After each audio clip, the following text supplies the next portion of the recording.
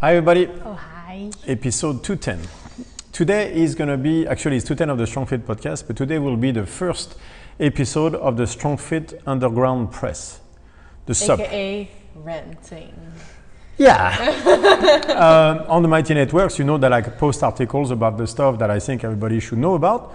Yeah. And we're going to turn it into a podcast. So I will put it in a title. If you're not interested and you see SUP, that means Strongfit Underground Press, just wait for the week after where we'll go back talking about movements. Yeah. But there are certain things. So we're going to have a little bit of a divide within the podcast. One is going to be mainly about movement and one is going to be about other issues in the world. Fairly important ones, I believe. I think so too. The one I want to start with touches home because it touches Holland, but it's also, so let me tell you partly about what I think is happening right now. I think the Western values are being attacked. I don't think the barbarians are at the gates. I think the barbarians already invaded the city. Mm-hmm. What do I mean by that? There is a talk right now that seems to indicate that the world that the West built, the white men, one would say, built is bad. So you hear toxic masculinity, you hear I think climate change is part of the same talk where we are destroying nature. Now, there is no doubt that climate change exists. That's a fact. Oh, yeah. There is no doubt that we pollute too much. All that stuff is true. That is not the problem. The problem is what are we going to do about it? That's the thing. And I think that's where the problem starts. And I think an ideology has taken over a good intention.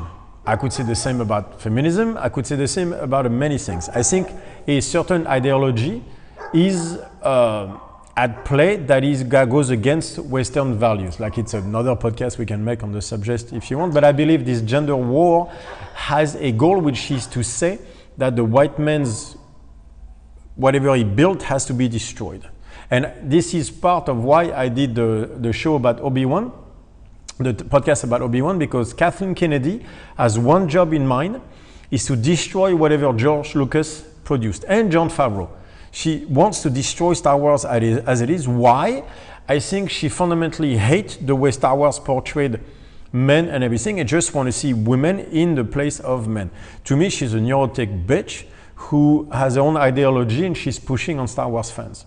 Yeah. That's my opinion. I'm not the only one with it, but that's another problem. To me, what I found striking out of the talk we have about, like, in that sense, Obi-Wan, but a lot of more movies, is that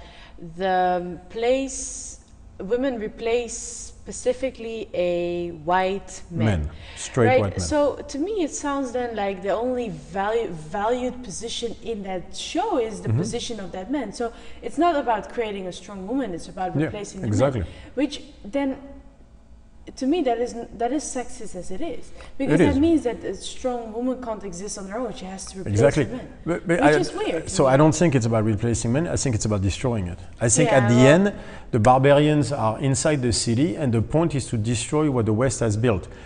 Maybe it's coming from one side. Maybe it's just the end of the empire. Whatever it is, but you could see that the point is to create weak men. Yeah. I think we saw it in different things. We can do more podcasts on the subject, but what we're going to talk about today is something very practical so you can see the danger of what is coming forward. So let me preface everything by saying that I believe men are told to shut up and stay in a ball so that the destruction can continue.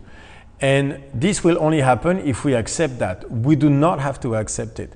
We are being isolated through the media that chooses to feed us whatever we're supposed to know or not and completely ignores certain parts of things. So this is what we want to talk about on the SUP, is the stuff they're not telling you about. Mm-hmm. And there is a situation happening in Holland right now that is extremely worrisome that we want to talk about, because that's hitting actually Janina's family directly, because you grew up on the farm. Well, I did not grow up on the farm. Let's say it like this. My mother was born on the farm. So you're all peasants. Is that what you're saying? On a farm. Yeah.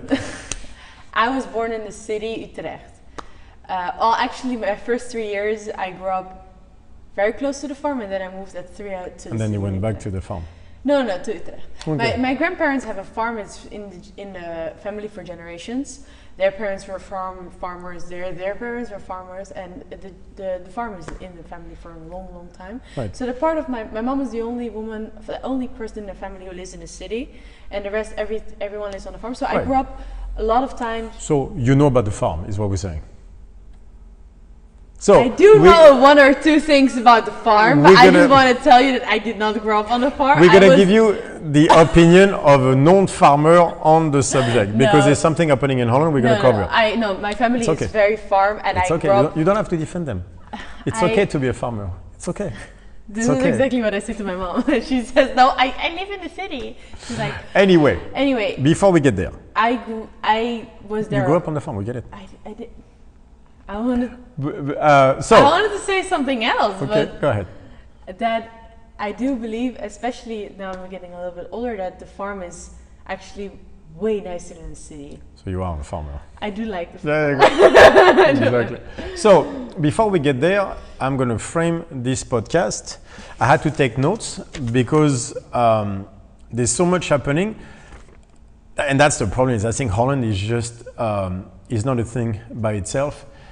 It's just a continuation of something else. So I don't know if you heard about the Great Reset. You know that talk meeting about the heads of corporations, governments, Bill Gates in the middle of that as usual. So the idea, in a way, and that's at least what Bill Gates was formulating, that seems to be the ongoing opinion, is that the best people to run societies are corporations allied with governments and banks. That alone should scare the living shit out of us. Like the banking, we'll do a podcast on the banking stuff, but right now they're talking about a digital coin, which would, I don't know if you've seen with the truckers in Canada and everything, they were denied the GoFundMe. Some of them were debanked for their activity and everything. So on top of that, they want to ally corporations and countries in order to run the world better. You think I'm making this shit up? That is not true. Literally, Schwab, the Professor Schwab, who talked at the Great Reset conference, said, and I'm quoting his words, "The pandemic represents a rare but narrow window of opportunity to reflect, reimagine, and reset our world." Okay? So the idea is to do that through government and corporations. Bill Gates talked about that with the vaccines for COVID, where his idea is that corporations are the people that are the best suitable for the job of saving us all. Sure. I know where it's coming from on that one, because that's the American system. There's a back and forth between government and corporations, right? That are created the US it is today.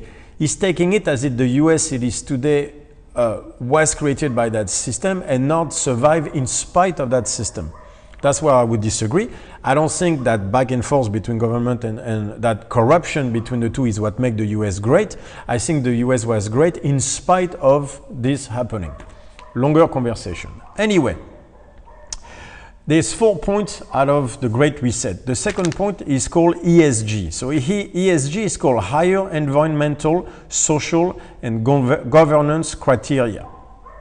Right, so that means that in order to govern, so governance is part of it, you also the social aspect and environmental aspect. So each country is going to be given a score based on those things.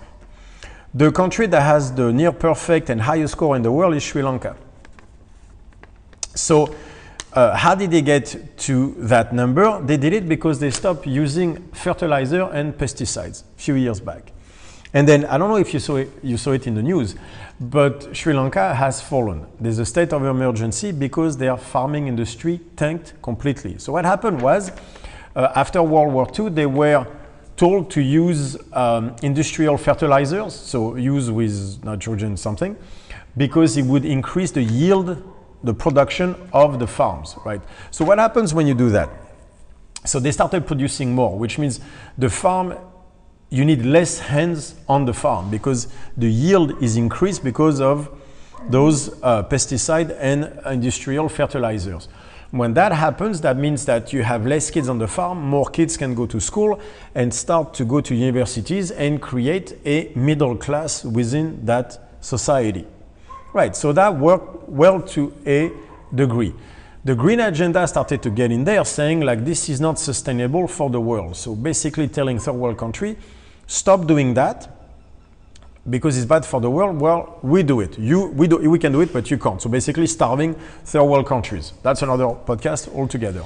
Anyway, Sri Lanka was, I know it's insane. Sri Lanka was run by one family for the longest time. They had actually a civil war, but one family has run Sri Lanka for the longest time. And so you can see how that created a corruption level between that one family ruling Sri Lanka. It's a long story that I can send you the articles if you want. Between that and places like the Great Reset Conference and everything. So this is why the ESG number of Sri Lanka is so high, because the family pretty much banned fertilizers and pesticides on the island. Yeah, and letting their people starve while they're sitting in a nice, comfortable home. So, what happened after they banned the industrial fertilizer? So, everything went to shit, basically. So, in the last year, the transportation cost rose 128%.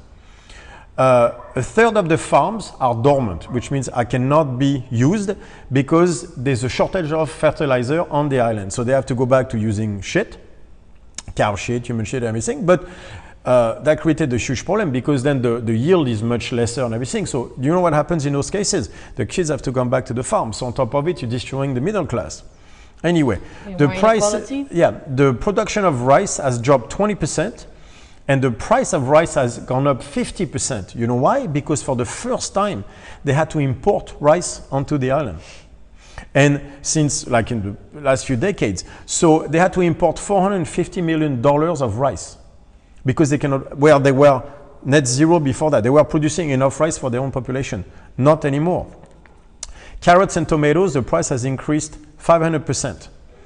Small farms of the people, the harvest has gone 50 to 60% down. So people are starving. This is why Sri Lanka today, like they invaded the presidential palace and everything because they're fucking starving. The tea export was $1.3 billion and he paid for 70% of the food import before the rice had to be imported. So now that they can't produce the tea, everything is super expensive. So now suddenly they couldn't pay their debt in May. So 2 months ago, they couldn't pay their $77 million debt. And so they were put on default, which inflation went up because they were not loaned money anymore. So they had to print money, inflation went up. And then eventually everything went to shit. So at some point, when he banned the fertilizers, people went into the streets, already complaining about that. 2 days later, he reinstated the ban on fertilizers. You want to make sure? You want to bet what happened on that one? Right. So they have a perfect ESG score and the country is in a state of emergency. Right. So you could say, well, this is Sri Lanka. This has nothing to do with anything. Okay. Well, now we're going to talk about Holland. Yeah. So the prime minister, that fucking serial killer, I said he was a serial killer, of Holland, decided that based on the ESG, same number Sri Lanka is so high, they had to improve their ESG, and so they passed a law a few days ago that stated that I will let you take over. Well, so what they're trying to do right now is that they have the country divided in specific type of areas, right? The more red the area is, the more nitrogen is in the air. So there's multiple reasons where there can be nitrogen in the air, like factories and stuff like that, but also farms. So what they're doing now... cow farms and pig farms. Cow farms and pig farms, yeah, exactly. So what they're doing now is every region that is red, so at the first map they released, there was a lot of red spots, right? Mm-hmm.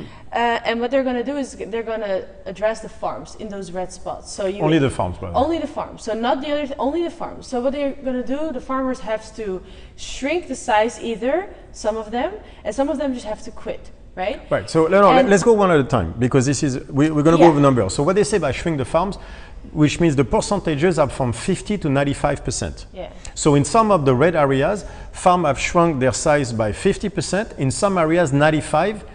They basically have to stop. So what happens when they stop? The government takes over the farm. Yeah. So the government decides the price they get for the land.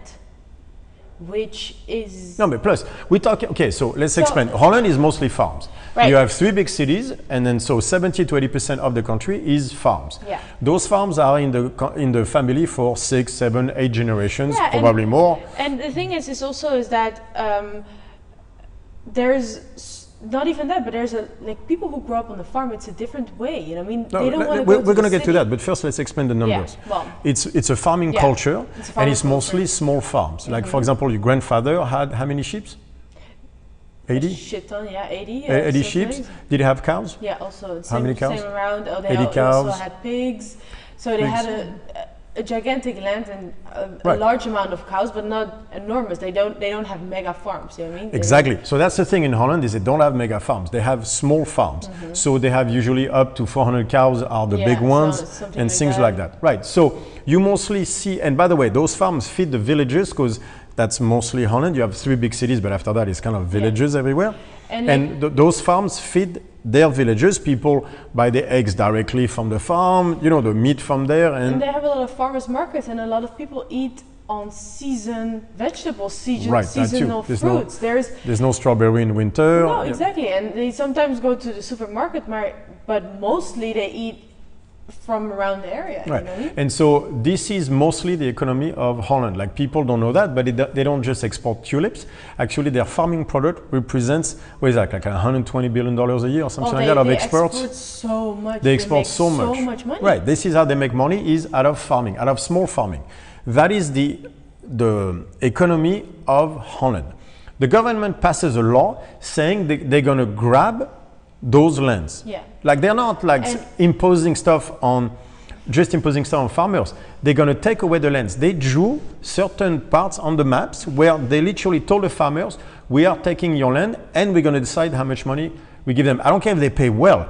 They are grabbing farmlands in Holland. This is why you're seeing the truckers. I don't know if you saw it on the news, but there's been truckers, what do you call that? Riots. Sorry, not riots. Blockades and demonstrations for a bunch of weeks because all those farmers are being taken away from a land that they own from 6 to 8 generations. They live on the farm, so you're not just taking their farm, you're taking their houses with all their stuff in it. They are being kicked out of their own land that they own the property, and they're being kicked out by the government. There's even a bigger attack because this has been going on for a few years, and there also have been demonstrations for a few years because of the fact that they've been trying to make the farm more green for, I say, 4 years now. Okay, so I'll explain that. And they gave people, because you have to improve the farm, so you have a different type of flooring. Let's explain. So 4 years. Let's give the stuff because they don't know. Right. So 4 years ago, the Dutch government told the farmers, you need to improve the farm, you need to make it more green. So then they pretty much forced the farmers to take loans at the bank to transform their bank into a more green thing.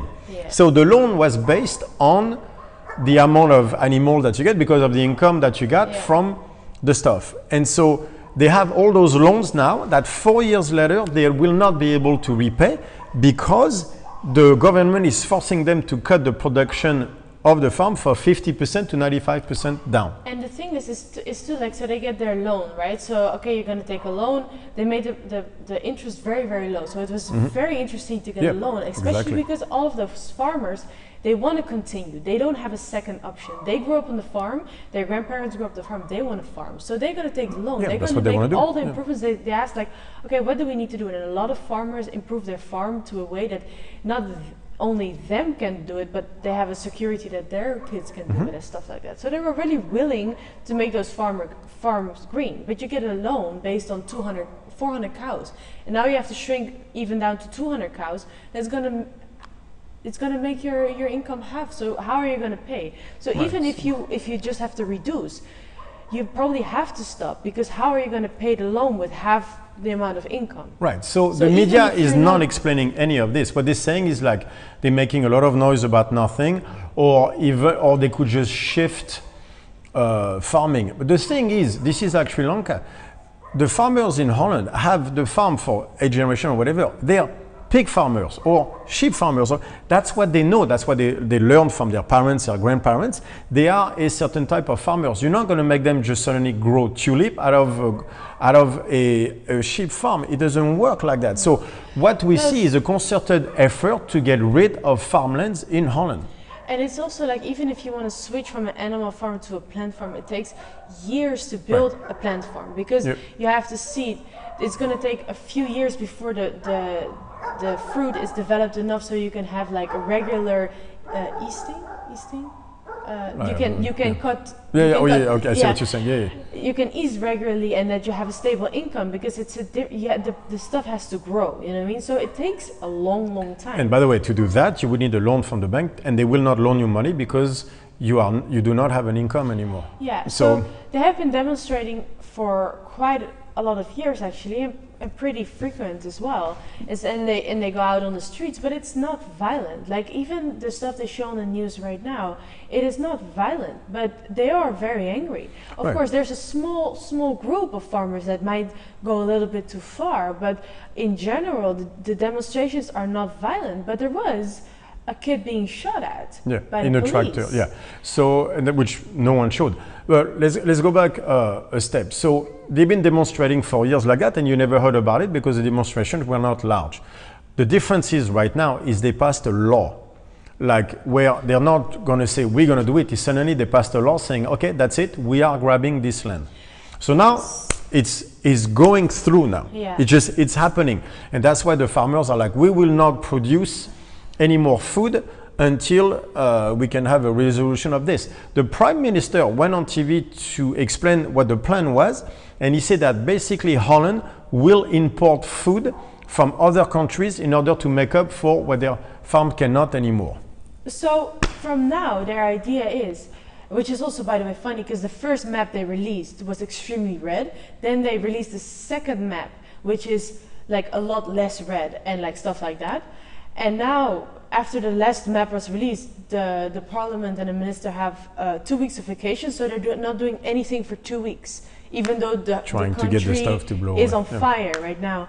And right, so the reason the map was released is because, at least that's what the Prime Minister is saying, they want a higher ESG score. So nitrogen is part of the score, so they are going, and even experts have said that the nitrogen, that their approach to nitrogen is very aggressive, even from an environmental perspective. Like, you don't need to go as far as Holland is going right now in order to get the nitrogen under control. Even environmental experts are saying that. So this is a land grab from farmers, which is at the base of Dutch economy. So they got, the reason they could pass it into a law is because the EU Parliament have announced that ESG had to be promoted, and you had to reach a certain score. So then the Dutch government used that EU law in order to pass their own law in order to go after farmlands. So I want to say one more thing about like the red areas and stuff like that.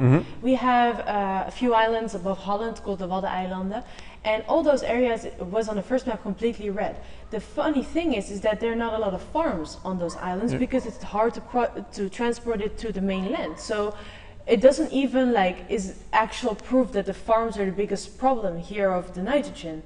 And well, what is very worrisome to me as well is that they're going to import so many stuff now to feed the population. So, even though we were... So they're going to destroy the local farm that feed the villages, and instead they're going to rely on importing food. So do you know what? To me, it spells clearly that they're going to have large corporation. So big farming is coming to Holland, where they're going to have large corporation taking care of the food input and output of Holland.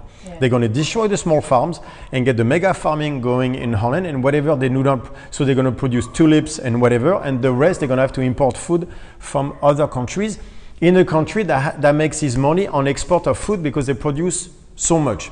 So they're only going at the farm except of the north of Holland, where they're going at the islands because they decided it's red, which is another form of land grabbing. So it seems that they also want to, that we don't know for sure. So that might be a rumor, but it seems that there's also a land grabbing taking place because Holland does not have enough land to build houses onto. And this is a conspiracy theory, so it's not sure, but there's a lot of people saying that right now. That its fault is to build social housing.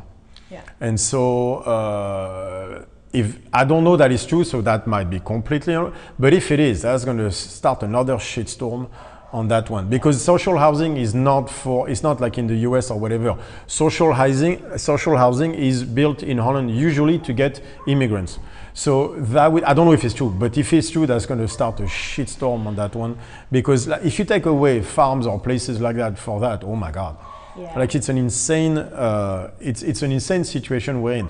But we wanted to talk about it because it's not talked about it on the news. Or if they talk about it, they're putting the truckers, like it's the truckers, like they're violent, they're this, they're that. They're not. I want to talk a little bit more about that as well. It's because like they only show how violent it is. The stuff they're doing actually, and my family lives in Holland, is they going on the highways with their tractors and they're blocking the roads. So there's a lot of traffic, yeah, for sure. The other thing that they're doing is they're hanging the Dutch flag upside down to show protest. My father drove from my grandparents' farm to home, and there was like one road that is like 15 kilometers. He said he saw like hundreds of flags. So they spent hours and hours upside down to show their support for the farmers, yeah. Support, but also for the farmers to show that they're really not agreeing with all of this. Because we have those Amsterdam and Rotterdam that draw a lot of attention, we don't realize that most of the people who live in Holland are those farmers on the farm. And they do not want this. They really do not want this. No, but this is just land grabbing. No, but this has happened into authoritarian regimes before. That's my point. And they're showing on the news, like, oh, the truckers are violent. They're not doing anything. And maybe a small population, but that happens, with demonstrations. No, but that's okay. That the news is just lying. We know that. But that's not the core of the problem. The core of the problem is what happened in Sri Lanka, you're going to see happen in Holland. They're going to destroy an entire economy to promote climate change, which is bullshit. It has nothing to do with climate change. This is just the great reset happening where corporations and governments are working together, and it's not working. Look at Sri Lanka. Well, and that's what I find bothering with the press, and I know they're lying and everything, but they're showing those violent demonstrations. They're not showing anything. They're not showing anything. No, barely anybody knows that the Dutch farmers are protesting. Yeah, no, I mean even in Holland. In Holland, yeah. But most of, actually everyone I talk to is all behind the farmers, and no one wants. No, but this, you would think that people in the world would be interested in knowing something that big. Yeah. It is not talked about. It is not. Which is crazy. And even in the Dutch press, it's not that much talked about, which is crazy. Yeah, so what I found crazy is that, in Holland, they're showing the protesters as violent, even though it was a farm kid into a tractor, 16-year-old who got shot at by the cops because he was trying to move. But I think in the rest of the world, honestly, they're not showing shit. Mm-hmm. Russell Brand talked about it, but very people know about this. I don't think people understand that the government is seizing farmlands. Does that not scare anybody? Yeah. So, the pandemic represents a rare but narrow window of opportunity to reflect, reimagine, and reset our world. This is why I was bitching during the pandemic about that. So you give the government that power, they will keep using it. So now they're going to find another reason to try to reset the way this world works. And climate change is the next one. Yeah. This is insane. Look at what happened to Sri Lanka. So all they're saying is it's a state of emergency, but they're not explaining why. This is the great reset at play. The barbarians are in the city, except, honestly, I think all those people like Bill Gates or whatever saw an opportunity thinking like us peasants, I'm part of it, do not know how to rule this world. You would think. Do not know how to live. We don't know how to live our own lives. We don't know how to do things properly, so they're going to show us. And they're going to impose certain markers. Like Bill Gates talked about the fact that he wanted government and corporations to work together to decide when lockdowns should happen if it was decided like a virus was dangerous or whatever. Imagine how far that could go. Right, so the same crazy shit that, hashtag stay the fuck home. So what you have right now is you have government working with corporations and the media allowing them to control the flow of information. Right. You know what this is, right? We're going back to a royalty system. Democracy has failed. I don't think the barbarians are at the gate. I think the West has fallen. Yeah. I'll make a podcast on the gender war, and you wanted patriarchy to go away? Don't worry, you won. But the West has fallen. You wanted men to be, like toxic masculinity? You won. We're producing weak men. I think the West has fallen because I think democracy has failed. What we're going to see now is, look at royalty, what it was. You had the king and his court. You had the nobility, and then you had the peasants, the farmers, right? This was a trial system like that. Over time, you started to build what is called the bourgeoisie, which is the rich merchants, right? So the kings, you could say, to me, they're more actually the kings are the corporations because they're countries of their own. Then below that, you have what was nobility, which is going to be the governments, trying to decide how us peasants, farmers live. And the control of information has always been the role of authoritarian regimes. We are recreating a royalty system, just we are changing the players. But at the end, we're going back to, I believe democracy is failing. We created a world that is the safest outside of the possibility of nukes and everything. But if you look overall, there's never been more fed people in the world than today. Like the rate of poverty has gone down. All that stuff has gone down. Now, that is not true during the pandemic because the second the pandemic started, people starving across the world went up, which we forget as well. So there's an entire thing that I think that is at play that is extremely dangerous. And so are we going to change the world by doing this podcast? No, because about 1,000 of you will hear about it. But I think it is very important that we share what is happening on stuff like that if you have not come across that type of information. We cannot, you know what, I think if there's one thing that could save us, it's actually things like podcasts and stuff like that, because that is the only way you can get information. It is true.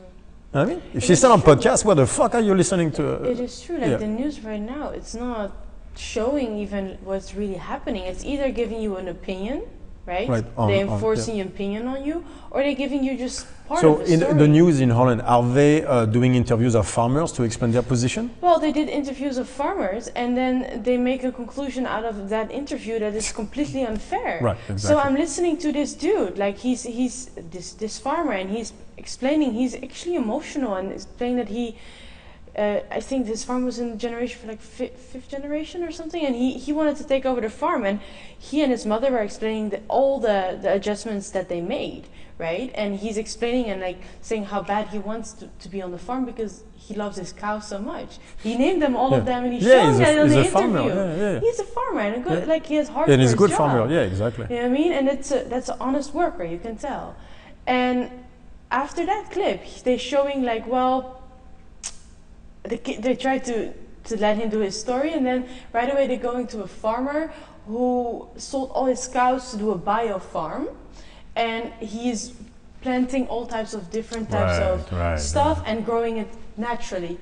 And he's saying, yeah, I got a loan that is able to make me set up this earlier, and it's going to take me 8 years before I make any profit out of it. Thank God I have other things that make me have income. Exactly. And then the news makes a case out of that's a good thing. Yeah. And they phrase it all in a way that if you don't come from like a farming background or maybe a blue-collar family, you look at it like, oh yeah, that second farmer is right. On that, by the way, and that's why we talked about Sri Lanka, they're going to also ban, if they want to go at nitrogen, that means they're going to ban the synthetic fertilizers. So those farms will not produce like they used to. Again, Sri Lanka, it was 50 to 60% harvest cut down because of a ban on fertilizers. They will do it in Holland as well. They're going to say like biofarm, you know what it means? It means you have to use cow shit to grow everything. It works, but it's extremely slow. Yeah, the dude says 8 years. Yeah. 8 years. And the thing is just 8 years, okay, that's one thing to look forward to. And pay the loan. But 3 years ago, they were saying like, oh, this is going to be the new future. You invest all your money in this. Yeah. And then 3 years later, they take away half of your farm or your full farm. Like, maybe in this podcast, I'm not as like like theoretical as I could be, but it's just no, because because it's an emotional stuff. Yeah. Because your grandparents had a farm. I would be so like my grandfather grew up on the farm. He was the farm. The only thing he did, he's 89. He still works on the farm. He still has 30 sheep. You know what I mean? At 89, that's crazy. That's his life. That's crazy. He still has. By the way, farming lambs. makes you strong. I'm just gonna say it there. Fuck. My grandparents, that's what they know. Yeah. If you would take away that from them now, it's you kill them. You know what I mean? Exactly. Well, they have nothing to live for, right? Yeah. No, exactly. And he was not going to pass on his farm. But imagine if one of his kids would inherit the farm or stuff like that. He's going to stop the farm and sell the land and whatever. That was always the idea. But it doesn't matter. But it doesn't matter. But it happened that the government could have taken it away. It could have. So not by choice, but by force. When the government starts to take farmland away. Ooh. But it's outside of my mother's side of the family. Like I grew up seeing my dad. He works I've never seen someone work so hard and have so much passion for his work. He built everything himself, his whole store. Yeah. And if that would be taken away from him right now, he would basically like his whole life and what he could give to his kid is taken away. And that's the same for the farmers. These are hardworking, honest people. No, plus make no difference. You take the farm, businesses are next. Because if they're going to use that climate change or that ESG number in order to move things forward, there's many businesses that could be next. Like this is not stopping at the farmland. So people are going to say, you don't know that. Well, I didn't know about the pandemic and then the excesses of power being used by the government, but it was obvious they were going to use it for the next thing.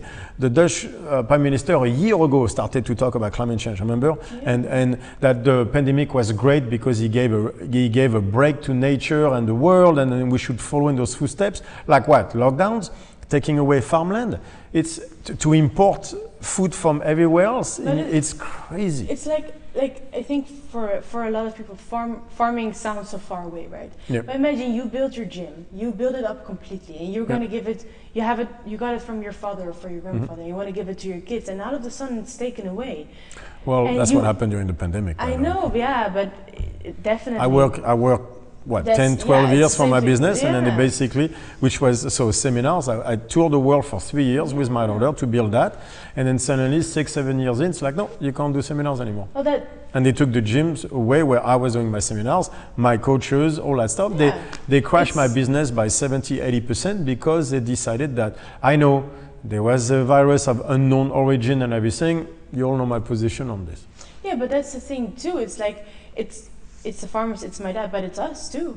Yep. And it's you see, like you want to build something yourself, you have your own values, you have heart for your business, and here comes the government and takes it all away. So you have heart for your job. What strikes me with this is we thought this was impossible not so long ago. If you had said any of that few years back, people would have been like, it's inconceivable and everything. But they started to tenderize the meat with the pandemic, forcing. And the way he talks about it is like he presenting us a rare opportunity. They were testing people's reaction during the pandemic to see if they could go further. That's what this tells you. And that's why I was so pissed at the lack of reaction of most people, because I knew players like that will look at it going like, ooh, we can push this forward about our own agenda. So instead of getting pissed about trans right and stuff like that, can we please refocus on energy where it matters? The West has improved the world. And white men are not evil. The West has improved the world. There are less people suffering from hunger in the world today thanks to the West. And we said that during the pandemic. Like, a lot of things happen. Like we have to stop going in this direction. And it's also like, even if you don't have your own business, and I'm honestly sure that a lot of people who listen to this podcast has their own business themselves, so they probably know. But do you want to get your food from someone who is with their cows and names their cow every single day? Yep. Exactly. Grabs the eggs themselves, or is there always involved? Or do you want to get it from some factory? Do you want to go to the global gym and have some assistant dude just help you around, don't knowing what you're doing? The big farming in the US has produced a low quality of food. We all know this. This is not the way forward. I understand what Bill Gates wants to say, because he thinks it's a functioning model. What I see is corruption to the nth level. If they think for a second that back and forth between, like I bet you whatever you want that Prime Minister will have a job at a large corporation the second he leaves office. Oh yeah. Like this is corruption 101, and they are going to destroy economies trying this stuff to see what works, what doesn't. Sri Lanka was one of the first victims. Holland is the second one. If it can happen in Holland, can happen where you are as well. Well, it's a mindset. It's a way of thinking and looking at the world that they enforce. The West slowly but surely. The Western values are not evil. The white man is not bad. We have to stop with that weird ideology, like you have no idea how bad the world can be. Most people are soft, living in the West, because it's been quiet for a while, like you did not go, your parents most likely were not born during World War II, stuff like that, right? So, and then you probably heard about some of it from your grandparents, but not really, right?